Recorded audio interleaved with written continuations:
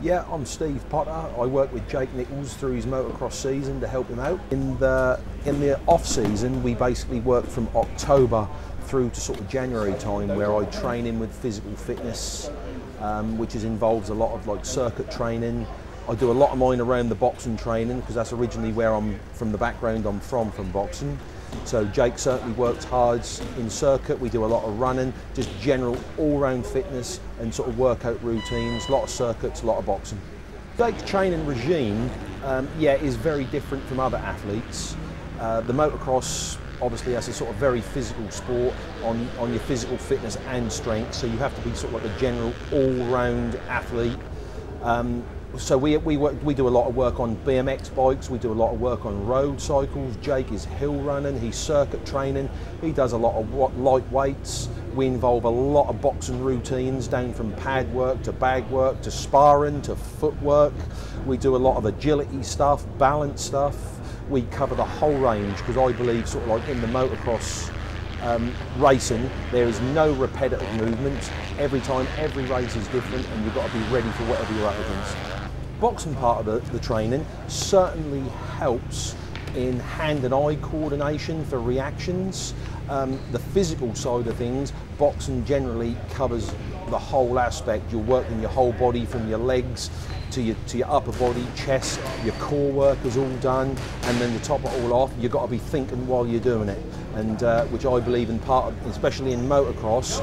When you're 30 minutes into a race, you're starting to feel tired, the concentration is critical because these guys, their bodies are working on flat out, there is no rest time, very much like a fight. And Jake has adapted to that very, very well, and he has got himself to a very decent standard of boxing as well. All these guys, not only Jake, all these riders at this Grand Prix level are most certainly top athletes.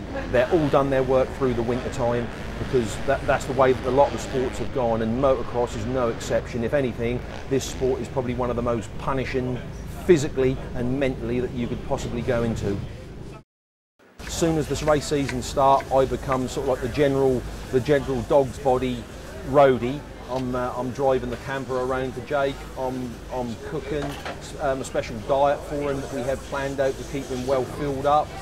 I'm washing kit. I am washing bikes. I'm emptying toilets. So the glamour role tends to sort of go a little bit, but it's absolutely fantastic. And as I say, that keeps him stress-free and keep him relaxed on race days. He don't have to worry about anything. I take care of the whole regime.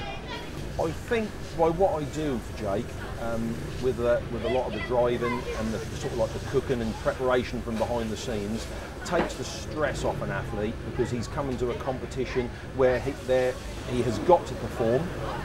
There is pressure on him from sponsors and teams, and as well as his well-being for himself, that he wants to do well. So I feel that like coming along on the race days and prior to that, any little thing that you can take off his shoulders, it keeps his eye on the ball and keeps it on the race. And most certainly I feel that works. Before we go out, we're parked up probably for a couple of minutes before he goes to the line. And then Jake becomes sort of like a very focused individual. And I would say probably that's the only sort of 20, 30 seconds that he ever listens to me anyway. There you just try and install some words of belief and confidence, which we like to think can make all the difference just for that initial start, which is probably the most important part of the race. When Jake is riding in the race, as I say, we're watching from various points in the track where you can see what other riders are doing and perhaps are a little bit quicker than him, and you can see where to go and not want to go. Sometimes we relay that information back to the mechanics or to Jake, and then hopefully that help him out to make some sort of decisions during the race. Travelling around with Jake and the mechanics is an experience in itself. All I can say, I've fell asleep on the plane and woken up covered in sugar and tea bags over me. I've had various just drawings drawn on me while being asleep, things being thrown at me. I've been left with me luggage and being panicked in customs, so they all laugh, they've lost me and everything. But in all fairness, I'm sort of proud to work with the boy. That's been absolutely fantastic, and realistically I've probably got the sort of the best part-time job in the world.